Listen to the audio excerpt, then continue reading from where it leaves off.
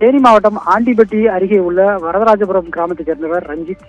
இவர் தனியார் நிதி நிறுவனத்தில் 25 லட்சம் ரூபாய் வீட்டை அடமானம் வைத்து கடன் பெற்றுள்ளார். இந்த நிலையில் கடந்த சில மாதங்களாக கடன் தொகை சரிவர செலுத்தாததால் நிதி நிறுவன பணியாளர்கள் தொடர்ந்து வீட்டில் வந்து அடாவடியாக பேசி, தகாத வார்த்தைகளை பேசி, மிரட்டி, நோட்டீஸ் ஒட்டி, வீட்டில் சுவற்றில் கடன் தொகை செலுத்தவில்லை என்றால் வீட்டை சத்தி செய்வோம் என்று தொடர்ந்து மிரட்டி வந்தனர். இந்த நிலையில் ரஞ்சித்தினுடைய தாயார் பஞ்சமாலின் வீட்டையும் சத்தி செய்து நோட்டீஸ் ஒட்டியுள்ளனர்.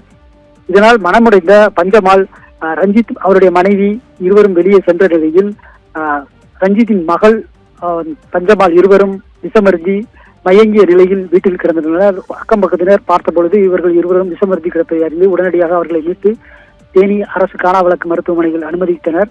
இந்த நிலையில் பஞ்சமால் உயிரிழந்து விட்டார். உயிரிழந்த நிலையில் தற்பொழுது ரஞ்சித்தின் மகள் மட்டும் தீவிர சிகிச்சை பிரிவில் சிகிச்சை பெற்று வருகிறார். இந்த நிலையில் ராஜதானி காவல் நிலையத்தில் ரஞ்சித் கொடுத்த புகாரின் பேரில் தொடர்ந்து வந்து மிரட்டி வந்த வங்கி ஊழியர்கள் மற்றும் நிதி நிறுவனத்தின் மீது வழக்கு பதிவு செய்யப்பட்டுள்ளது.